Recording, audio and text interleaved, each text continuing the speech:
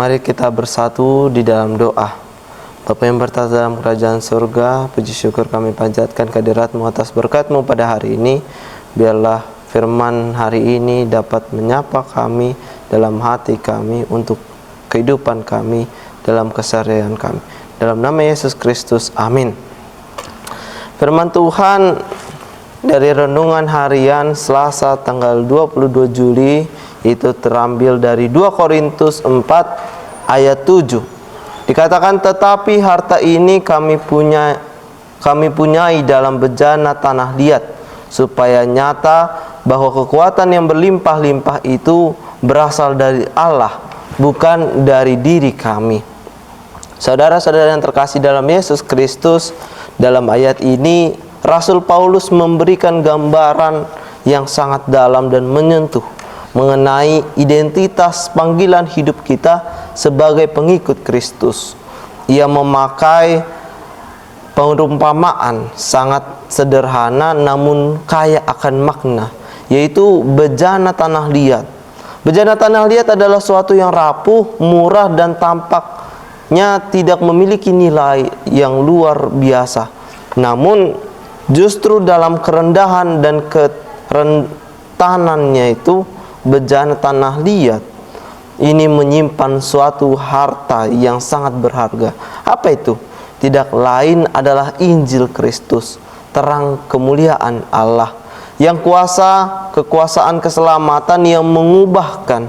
Jadi harta yang begitu mulia itu dipercayakan Tuhan kepada manusia-manusia biasa seperti kita, yang lemah, yang terbatas, yang rentan terhadap dosa dan penderitaan. Namun justru melalui kelemahan itulah kemuliaan dan kekuasaan Allah dinyatakan lebih jelas. Rasul Paulus ingin menegaskan bahwa segala keberhasilan dalam pelayanan, kekuatan dalam penderitaan, dan pengharapan dalam penganiayaan bukan berasal dari kekuatan manusia, tetapi dari Allah sendiri. Allah tidak mencari bejana yang sempurna dan kuat, tetapi Ia memakai yang rapuh agar melalui mereka kuasanya menjadi nyata. Jadi dengan cara ini tidak ada tempat untuk kesombongan yang kita miliki, kesombongan rohani. Semua kemuliaan hanya bagi Tuhan. Jadi dalam kehidupan kita sehari-hari pun seringkali kita merasa tidak layak, merasa terlalu lemah, atau untuk menjalankan kehendak Tuhan itu masih terlalu lemah.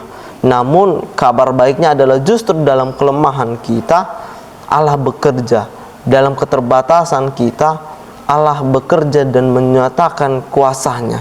Kita hanya diminta untuk setia dan membiarkan terang Kristus bersinar melalui hidup kita.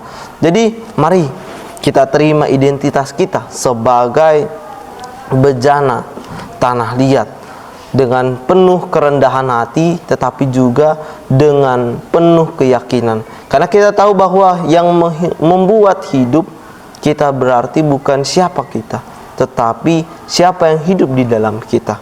Bukan karena kuat dan gagahnya kita, tetapi karena roh Tuhan yang menyertai kita. Jadi kiranya kita terus hidup dalam kesabaran, kesadaran, dan kasih karunia-Nya. Dan Tuhan dinyatakan melalui hidup yang sederhana namun penuh dengan kuasa darinya. Mari kita bersatu di dalam doa. Tuhan, terima kasih Tuhan atas berkat-Mu pada hari ini, karena Engkau memilih kami, bejana kami, untuk dapat terus bertahan dalam kehidupan kami. Biarlah kami yang lemah ini dapat terus kuat dalam kehidupan kami, dapat terus menyertai dalam kehadirat-Mu. Dalam nama Yesus Kristus, amin.